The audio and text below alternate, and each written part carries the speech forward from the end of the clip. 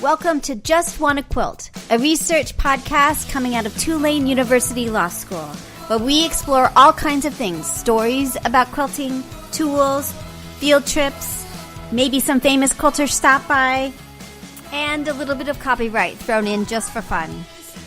I'm Elizabeth Townsend Guard. I'm a law professor at Tulane University Law School, and I just want to quilt. So today we're talking to Sherri Lynn Wood.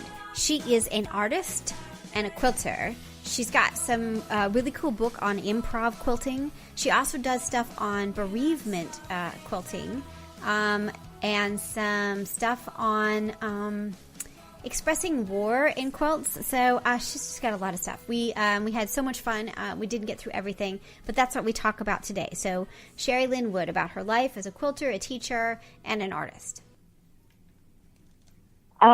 My name is Sherri Lynn Wood, and I am in Oakland, California. Oh, awesome. Very cool. So tell me, what's your first memory of someone sewing or quilting in your life?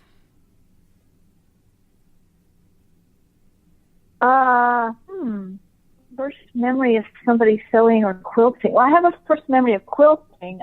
Sewing was much earlier to me. Well,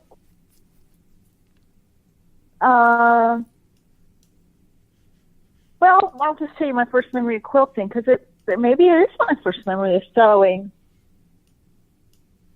So my first memory of sewing or quilting was vivid memory was when I was probably maybe 10 or 12 years old, and I was spending a week at a farm in South Hill, Virginia with one of my dad's coworkers or colleagues who had a farm in South Hill, and he would go there on the weekends. And one summer, I went down there on the weekend with my dad's colleague, and he left me at the farm for the week, and I spent the week with his aunt and his mother who lived on the farm. So during the week, he worked in Richmond, Virginia, and on the weekends, he came back to the farm. And our family had visited the farm several times, and I just loved it there and wanted to stay for a whole week there. And so I stayed with his Aunt Helen, and gosh, now I'm trying to get their names. Helen and I can't remember his mother's name. Florence and Helen. And they had a little sewing machine, like a little featherweight Singer sewing machine, set up in their dining room table. And they would have little triangles or things like that, and they do chain piecing. So I remember sewing on their sewing machine and doing a little chain piecing.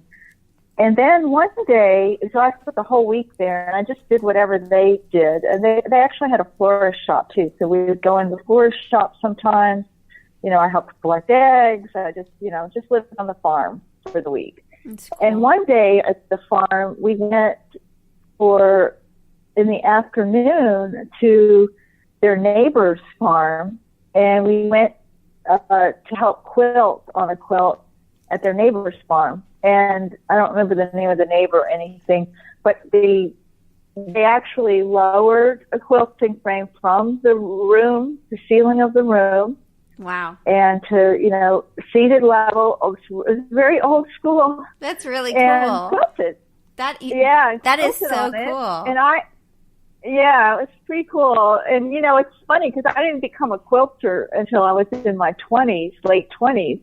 But I started sewing around the age of 10 or 12. I think around the age of 12, I started sewing. But I don't remember if this memory came before that or after I started sewing.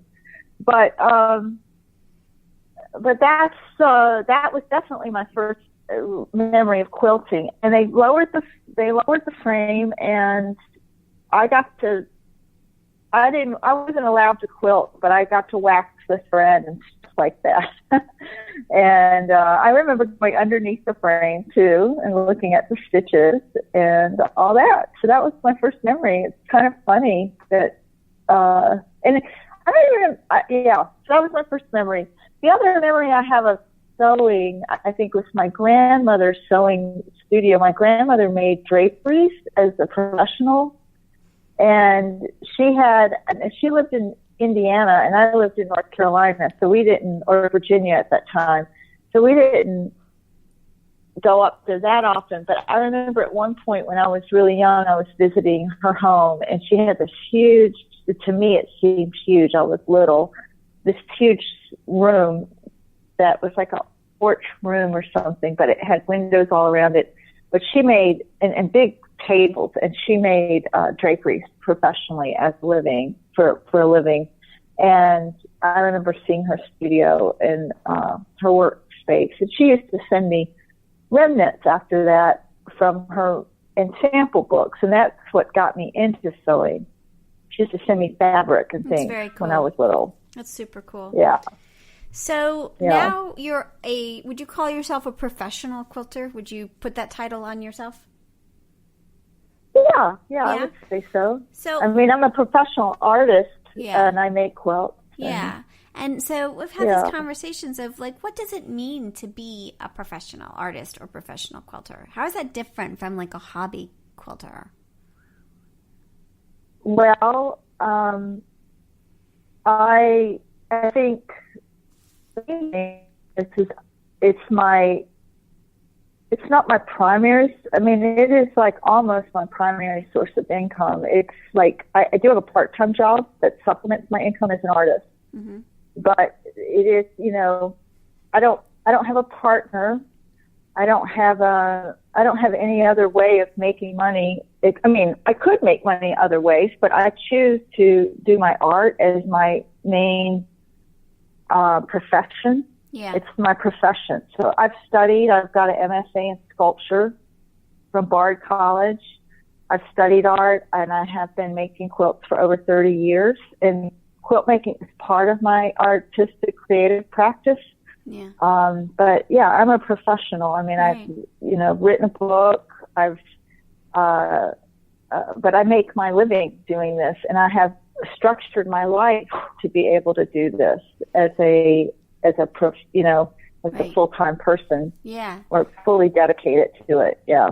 So that's super interesting, and that's what we keep hearing. So can you help us sort of in a generalized way, help understand sort of what is your day, and sort of how much, what's the economics of being a professional artist? Like, how much is it like teaching versus writing versus commissioned work? Sort of how do you juggle, what does that look like? Like in broad strokes, if you don't mind. If you do mind, we don't have to. Yeah. No. Right now I make a lot of my money teaching, but different. It changes. I mean, one year I wrote a book, so I got a really good advance to write a book, and that would be the only way I could write a book, because I actually have to pay bills and pay rent. And unless I have active income from creative work that I do, I really can't afford to do it, So when I had the book contract back in 2014, that year I didn't do very much teaching, and I pretty much, wrote the whole book and made all the quilts for the book, and it was pretty full time. Yeah. And I do have a part-time job. I work 2 days a week. And, but otherwise, most of my time during that period of time was very focused on writing the book. I didn't even have a lot of free time. And then now I'm teaching a lot, and actually teaching, there's not a lot of room for creativity. So I have made very few pieces in the last year and a half, because all my time has been teaching and traveling. And I spend a couple of days just doing admin work for that. Yeah. Booking tickets and doing all of that and keeping track of communications. And so there's a lot of non-creative work involved, and that actually kind of takes away from the creative process. Oh, It takes away the energy for being creative. Yes. So it's a hard balance. And then like one year in 2016, I did a 4-month residency at Ecology San Francisco, which is the San Francisco Dome. Very cool. And there wasn't, there was a little bit of money, and there was a stipend for that, but, it was just an opportunity for me for creative output. And, right. and then in those 4 months, I didn't schedule any workshops. I didn't teach at all. I did my part-time job, and I did my residency at Ecology and had an exhibition. So if I'm really focused on an exhibition or something like that, then I have to suspend other things that sometimes make money. So it's a constant, juggling, balancing to keep the income steady. And, part-time job, unfortunately, seems to be necessary, at least for me, to do this without too much stress. Yeah. Because you have to have some steady income coming in. But it's a very difficult career path. Yeah. Especially if you're a single female woman working. Why? In this field. Because it's all on you. There's no backup. Is that why? Right. There's no trust fund. There's no partner. There's also women in the arts make less money and get less recognition than men in the arts, and that's just a across the board thing that you can see the statistics on. But artists in general and musicians in general don't make a lot of money. We're not, it's a hard way to make a living for men as well as women. Yeah. But it's even harder for women. And if you don't have a partner supporting you or paying into the income stream, it's very hard to continue it. Yeah. Super hard. All right, so tell me. Teaching has been a great source of income that has supported me very well with my creative practice too. But there's also this balance. Yeah. So tell me a little bit about sort of how that works in terms of teaching income. Because are you going to like quilt guilds and shows and other things? Where is that sort of? What kind of teaching are you doing? For those that are listening. Guilds and conferences. Sometimes they're arts institutions, like a quilt museum or exhibition place, or at conferences like QuiltCon, right?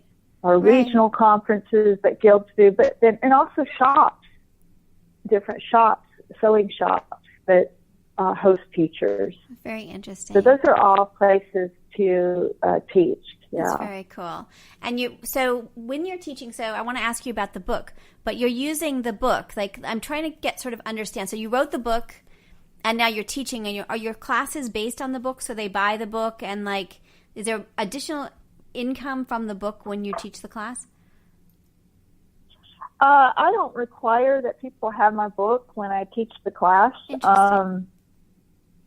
But there are people that are teaching workshops based on the book, and those folks, I do ask that they're by. I think this is copyright law, from what I understand, but I don't know. But if they're going to actually, that they can teach classes based on the book. Yeah. If they want, because the book is designed as a series of scores, so that you really could do a series of workshops based on each score. And so there have been some shops that are teaching series. Now there are some guilds that are teaching as well, and I don't know if the guilds with the shops, especially if they contact me and I'm aware of it, which I hope that they all would do this. Yeah. If they're directly teaching from the books, and I ask that every student own a copy of the book. Yeah. Because that would be part of a copyright if they're teaching directly from the book or teaching the scores from the book. Right. I hope that guilds are doing that too. I'm not sure if they are or not. Yeah. They might just be using, one or two people have the book and they might be doing sewing days. But if they're not charging incomes for it, it doesn't bother me as much. But if somebody is charging money for a workshop and it's based on this course or based on content in my book, then that's the only thing I ask is that they require every student in the workshop to have a copy of the book or to buy a copy of the book. Yeah, that makes that's all very indirect income for me. I mean, I've got my advance, but I have to sell a lot of copies before I start getting royalties on that. But still, it does get the book out there and circulating, and so it's important for me to have really it interesting. Right. be part of the workshops. Yeah. So that makes a lot of sense. And I'm encouraging I would love to have more shops do that. And maybe at some point I could come into a shop later on and teach if they have enough. If they build up enough interest in improvisation. Yeah. And to support a full class, but if not, I still love that they would be teaching the content in the book and spreading that information, and so I'm okay with that. Yeah, that's really cool. But they do it on their own. So if a shop is listening, they can go to your website, which is SherriLynnWood.com. Yeah, and there you have workshops. Like, what's the I don't know if I'm looking at my website. I'm looking at your website, but it's loading really slow. So they can go there, and you have all the different classes that they have there. What's does the price of a class vary? If they're like a bit shy, how do they know how much it will cost if they can even afford you, kind of thing? So I have a set fee for my workshop cost. And I negotiate that sometimes, and especially with like multiple days or if it's a conference. But I have a basic fee, and that's paid. And then whoever's hosting has to determine how much they're going to charge per person and all of that to cover their expenses. Because all of the guilds might have different expenses according to how much they have to pay for a space and how expensive it is and the cost of living, for them, because they have to lodge me and all of that when I come. There's transportation costs. Right. So they'll have to determine, I'll teach up to 20 students, and they'll have to determine, that cost and where they want to keep it at. I think, so it can vary, some traditional guilds try to, they subsidize their workshops, so they might offer it to their members for $50, and anyways, and then there might be other folks that just want to break even, and it might be 110 or 120 or 140, and then there's certain places, if they want to make a profit, then they might charge, like a shop or something, might charge $250. And, that's like, I think at QuiltCon workshops, I don't know, around 175 or, so it just can vary. But my fee is the same. Yeah. Interesting. All right. So I have a ridiculous life right now. Like it is the most ridiculous. So one of the things is I'm going to be at QuiltCon. I'm going to do 2 lectures and a workshop. So, which is fun and awesome, and really on copyright. So we're doing a copyright and IP lectures and then a workshop. So tell me about your experience at QuiltCon, because I'm trying to think through sort of what it is that I've gotten myself into.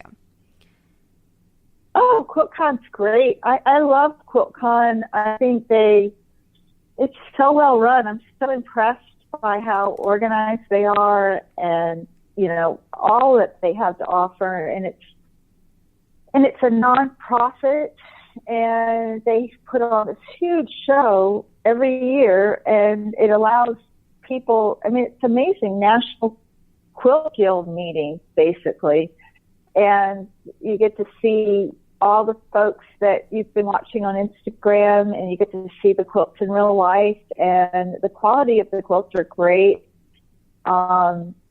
It's just, in the workshops, I mean, I've taught every well, I didn't teach last year, I just gave a lecture last year, but I've been to every QuiltCon, and I think the workshops are good, and there's such a variety. I just have positive things to say, and it's really fun. It's really cool. It's really fun to go and see and meet people that you're in touch with digitally, Yeah. And now if you go regularly, I mean, I'm sure you'll meet people that online, or you probably meet me, right, and totally. You'll meet other folks, Uh-huh. and that you've been interviewed or that you follow, and that's really always fun. And then after you've gone a couple times, though, you keep seeing these folks every time, and your friendship becomes more real. Yeah. And it's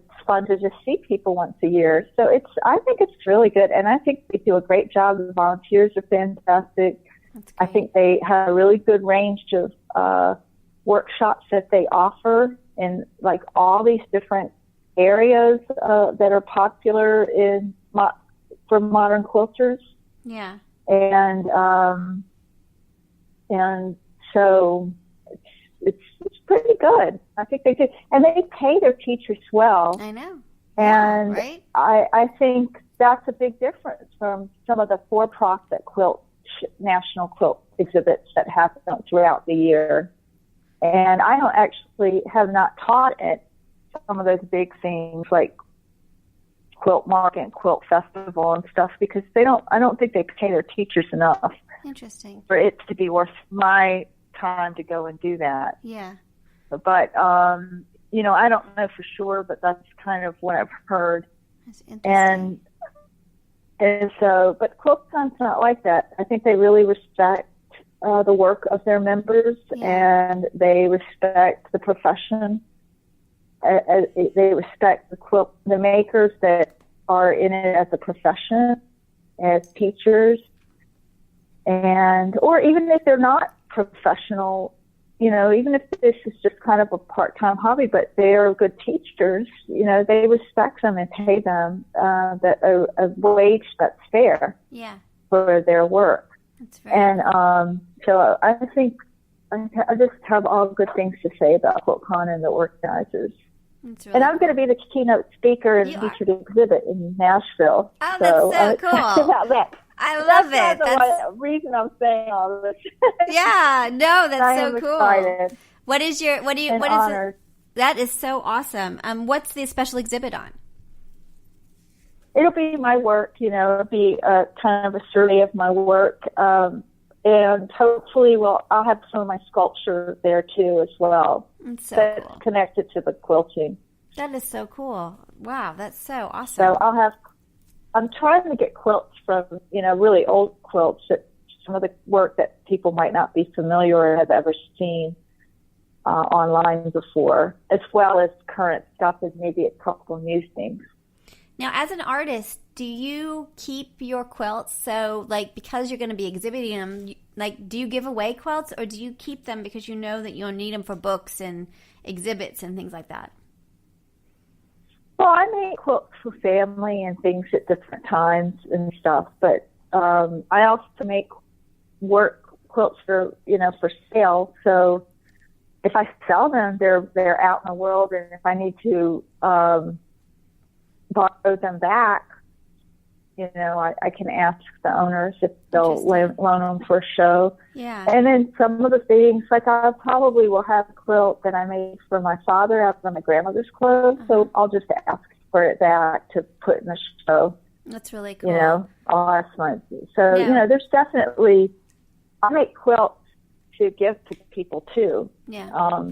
I also make quilts that I have that are available for sale or commissions. Now, there may be a commission or so that I'll ask that for a show, and sometimes they'll loan them. It just depends. So do you have a contract? Is it in the contract? Do you just, is that part of the contract that you may ask for it back for a show, or is it just sort of understood? I have had in the past had contracts with that in them, about, that things will be available for the show. Mm-hmm. I haven't done a lot of selling lately, though. I haven't been trying to sell work, so it hasn't been a current thing. But I think some of my old work I do have. I don't even know where some of that stuff is so now. Like I have, you might have a contract, but if you don't stay in touch with the people that own your work, it might be hard to track them down and find the piece, right? Yeah, really interesting. Especially if you've been doing it for like 30 years, it's like, it's easy to think about who you sold totally something to 5 years ago. But when you think back 30 years, it's kind of like, oh my gosh, I can't even remember the names of some of the people that bought my early work. That's so funny. I'll have to dig through some of my archives to even find some of these quilts to see if I can get them back. Very interesting. I want to ask you about a couple of more things because I know we're already at 26 minutes. We might go just over just a bit, but I have to ask you about a couple more things if that's cool. Okay. Prayer banners, the prayer banners workshop, the project. Tell me about that. Yeah, that's great. This is perfect because you're calling me on Memorial Day. Right. I was thinking of actually pulling that out and working on it a little bit today. I haven't worked on it for a while. But let's start it right after my mom died in 2004.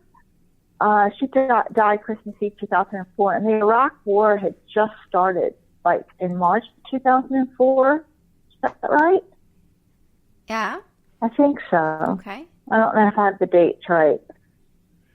And at the time, pretty upsetting to think about being in a war, and I connected my mom's death I felt connected to other people over the holidays that were feeling loss from death, the death of a loved one. Yeah. And particularly people that were losing loved ones in the war. And I think at that time there were only like maybe under 800 soldiers who had died. So it was still pretty new. The war was still, had just started. And I don't know if you know the Kentucky coffin quilt. Are you aware of that quilt? No, I don't know that one. Tell me about that. Okay, if you Google Kentucky coffin quilt, it'll come right out. And I don't have the specifics right now of who made it and exactly what day it was made. I think it was in the late 18 something, like maybe 1885. It's kind of Victorian expansion. And this woman was moving from the east, and I guess she got to Kentucky, or she was moving from Kentucky forward, or I think she was moving from the east and moved to Kentucky. And she had to leave some children who had died behind wherever she was east. And she made this quilt that had Lemoyne stars, but around the edges there was an applique fence, and in the center there was like a plot, like a little plot with a path. And around the plot were the Lemoyne stars. And she had a little coffin of her children in the plot there, of her family members. So, because she couldn't stay near the burial ground of her family members, she kind of made a quilt of the burial ground and took it with her. Yeah. Yeah. So it's like brown, and then it's got stars, and it's got like a little, it's like a little garden. Yep. Yeah, and then it's got, that's really cool. Yes, exactly. Yeah. Yeah, I'll post the other it thing for people. She would do is it's an incredible quilt, an incredible story, and she would unsew, when somebody died, she'd unsew their coffin on the outside of the fence and sew it into the inside of the fence. I think that's part of the story of that quilt too. And anyways, it's just a very moving quilt. And when my mom died, I don't know, for some reason I thought of that quilt, and I thought about the soldiers dying, and I felt that connection of loss through this Buddhist idea of Tonglen, where you breathe in your suffering and breathe out, or you breathe out the suffering, and you feel connected to the suffering of others through your breath, with your own suffering. And so I wanted to do that with the stitching as well. It's kind of also this way you can stitch in the meditation that can be like a meditation on loss and connecting to other people so that you're not alone in your loss. Yeah. And so I started stitching the names of these soldiers who died on these coffins, kind of inspired by that Kentucky coffin quilt. And I used big blankets as the fields. And the first quilt says, repent, but you can't really read and repent just means to change, to go in a new direction. And it wasn't about the soldiers repenting, of course, but as a country of repenting from war, changing and turning away from war. And was what I had in mind as that thing. And also, you know, I felt that in myself when my mom died, you know, how to repent and how to change, you know, the change that I had to make in my own life after my mom died. Yeah. So those coffins actually spell out the word repent, but it's so hard to see. You can see it from a distance, maybe, if you know it's there. It's very subtle, but it's there. And the first one is the repent banner, and the second one that I'm still working on is the mercy banner. So it says the word mercy. And that word came to me after hearing about the torture of soldiers during the Iraq War, our torture of soldiers after those photos came out. Mm-hmm. And I just thought, no, we need mercy. We need to have mercy. We need to ask for mercy as a country. Yeah. And just, you know, as human beings, as a world too, you know, in terms of what we do to others, and individually, we need to ask for mercy. And so that was, and it's a way of reclaiming those words as well. So I started the mercy banner, and I'm still working on that one. And then I want to do one. It's conceived as a 3-part piece, but I haven't even started on the third banner, which would say glory, which would be a red banner with white coffins. So the first one's a blue banner with red coffins, and the next one is a white banner with blue coffins. And then I have this one red blanket, and I want to do the glory banner. I want to have a red blanket. It's like a really dark maroon red with white coffins. And I also include names of Iraqi people, Iraqi civilians who died in the war, along with American soldiers and Allied force soldiers that died in the war. And people get to choose, and I do it in community settings, so it's not just me sewing the coffins. I've had, probably 1,000 people at least who've sewn coffins for this over the years. That's super So it's an ongoing project. Very cool. And it's perfect for Memorial Day, actually, to bring it out and work on it on Memorial Day. That's really awesome. All right, a couple more questions. I hope to have one of those at QuiltCon. That would be awesome. I hope I have one of those on exhibit at QuiltCon. That would be amazing. A couple more questions. One is your passage quilting. Can we talk a little bit about that, and also about your sort of reuse? You do a lot of reuse of materials, which is kind of related to passage quilting. Those two things are very related. The passage quilting I started around 2001, 2002, right after 9/11.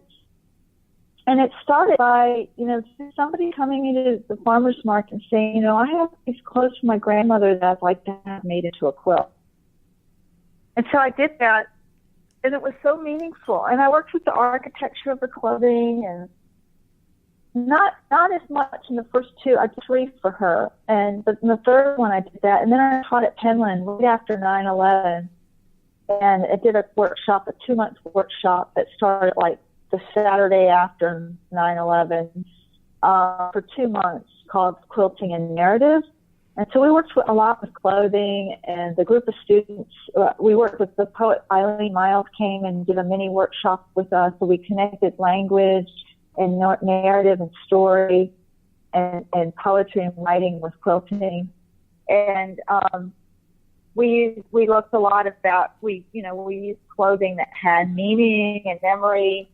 And so my ideas around the passage quilting kind of evolved out of that. And the main thing that I think of that as well is it's not just about making a memorial quilt, but the process of making it is a healing process. It's a bereavement process that, you know, reflects the process of grief and bereavement, like tearing up the clothes, acknowledging the loss that way. And I use an improvisational process so that we're not just cutting the clothes into little squares and doing a fixed pattern thing, but a flexible pattern where you don't really know how it's going to turn out.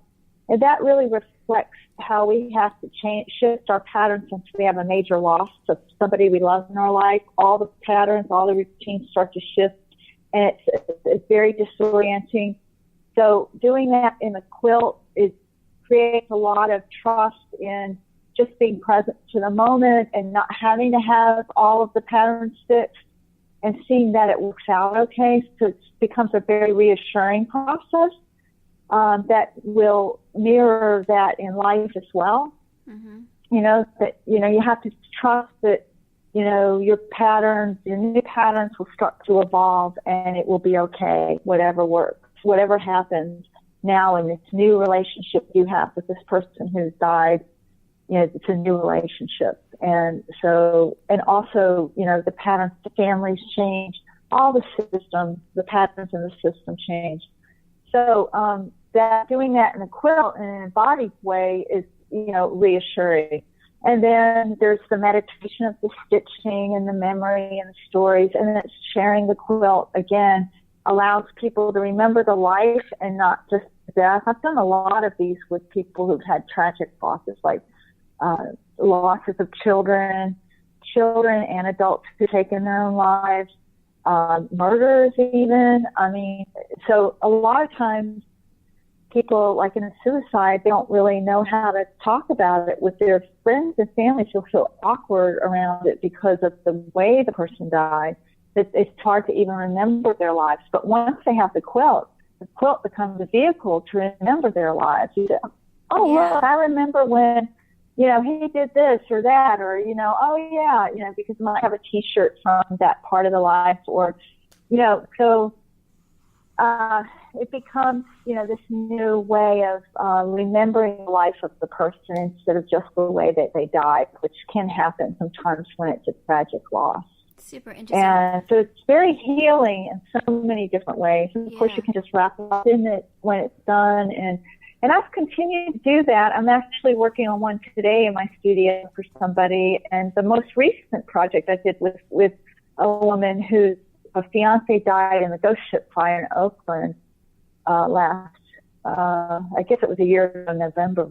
Wow. And so it continues to be, I do it as commission, I do it as collaboration, I do it through workshops with people, and I also do it as just consultation so that I get people started on their own. So people can do it. Even if they've never made a quilt, they can enter in on the process, any part of the process, or they can have me do this overwhelming sense of that, being exposed to that every day for 4 months, and you get immersed in it. And so it's just another system. So it's family system, human systems, family systems, and here is the trash system or the debris waste stream system of the whole city, a metropolis, right? Yeah. And so you see that cultural, the cultural debris coming in, and anyway, so they're very connected, but working less personally or focused on an individual story and more on cultural identity and communal identity through the materials in the dump. And then I also focused on that residency.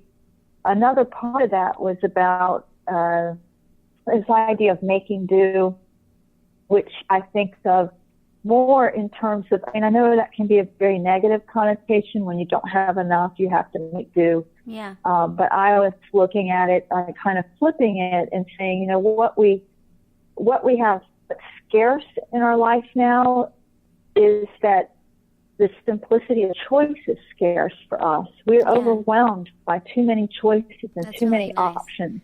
Yeah, that makes sense. And so by looking at that as the scarcity, we can start to say how, if we set limits for ourselves, then this becomes a source of abundance. Limits can actually become a source of abundance. Yeah. It can allow us to flow. It can allow us to regenerate and to create new patterns and new systems that are more sustainable than what we have now. And so that work is all about that. And That's working cool. with, and that fits into improvisational processes and practice as well, which hooks back into the book, the Improv Handbook for Modern Quilters, is, a very basic starting point for people to start to learn about flexible patterning and how that, and, through their love of patchwork and creating quilts, they can start to think about, how the patterns go together when they come right out of me. How do I learn about pattern? How do I work with pattern in a way that's unique to the way I think?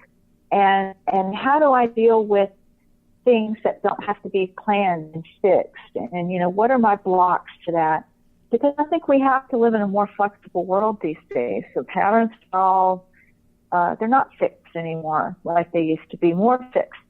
And I think we go in and out of time periods that are where we need more flexibility and more fixed situations. Totally. Like early frontier patterns were very flexible.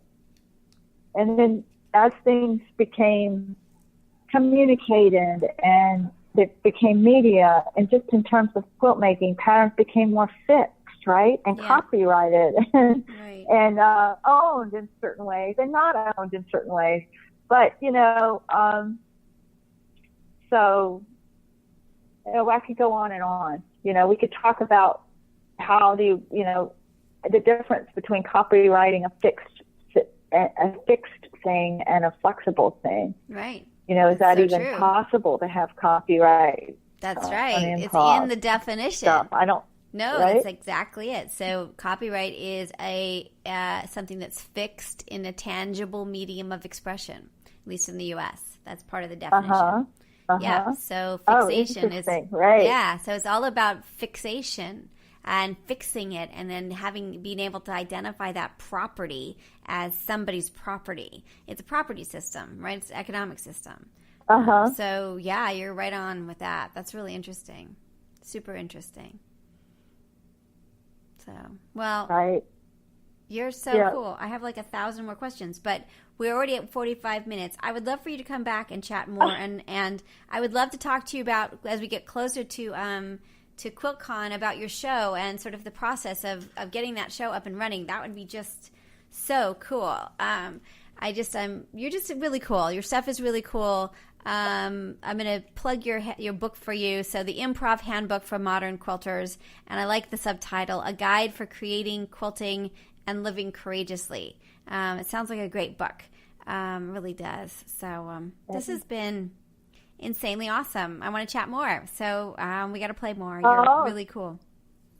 So yeah, well, I'd love to come back and do it again. We'll cover some more territory. Oh, I have to ask you one quick different territory. Definitely, there's so much more. Thank you much for.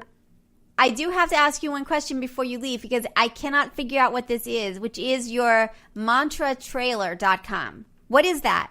Oh my gosh, that's a whole nother project.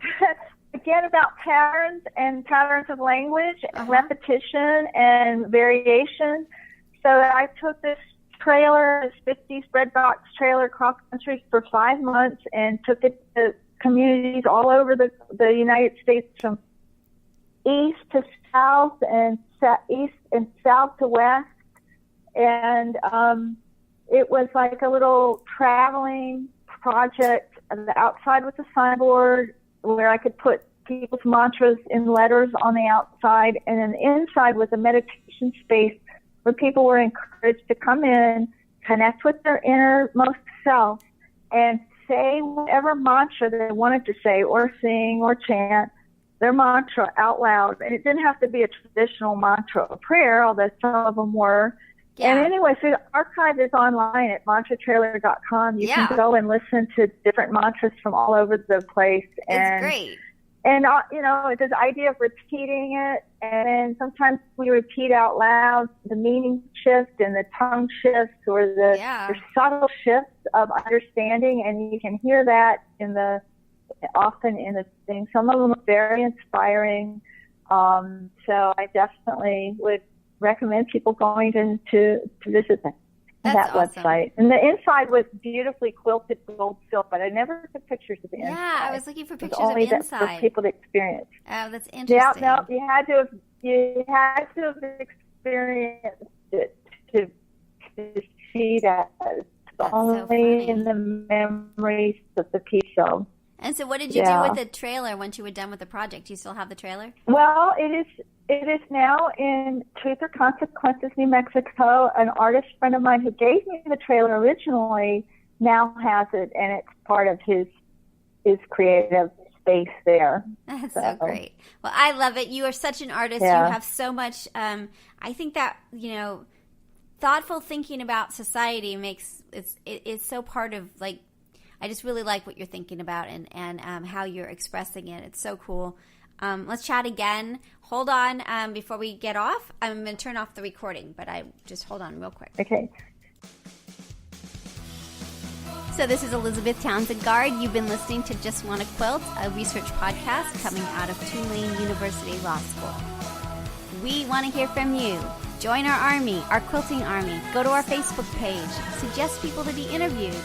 Suggest yourself to be interviewed. We are excited to hear from you. But most importantly, I hope you get a chance to quilt today.